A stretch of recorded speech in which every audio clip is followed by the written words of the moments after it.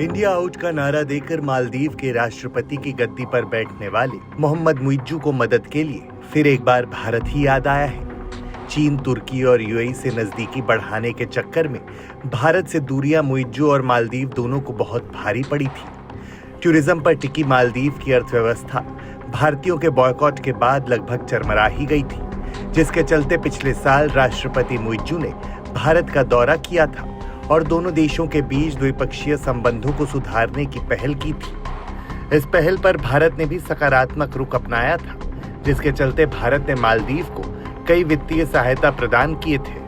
भारत कर चुका है मालदीव की मदद। मई में की थी मालदीव की $50 मिलियन के ट्रेजरी बिल की मदद। 2019 से ट्रेजरी बिल खरीदने में भारत कर रहा है मदद। मालदीव की अर्थव्यवस्था को भारत कई बार दे चुका है सहारा। मालदीव पर मंडराते रहता है कर्ज का संकट। दरअसल मालदीव बड़े आर्थिक संकट से गुजर रहा है, जिसके चलते एक बार फिर मालदीव मदद के लिए अपने भरोसेमंद पड़ोसी भारत की ओर देख रहा है। भारत भी अपनी पड़ोसी फर्स्ट की नीति के तहत मालदीव की कई बार आर्थिक मदद कर चुका है और एक बार फिर मालदीव भारत से आर्थिक सहायता की उम्मीद कर रहा है।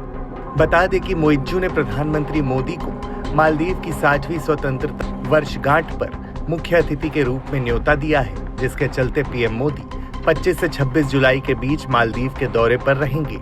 आइए आपको बताते हैं कि आखिर भारत से मालदीव चाहता क्या है।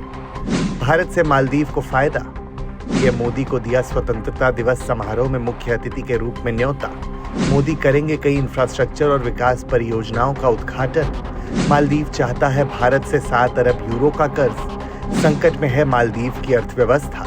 भारत एलओसी यानी लाइन ऑफ क्रेडिट के तहत कर रहा है मालदीव की मदद।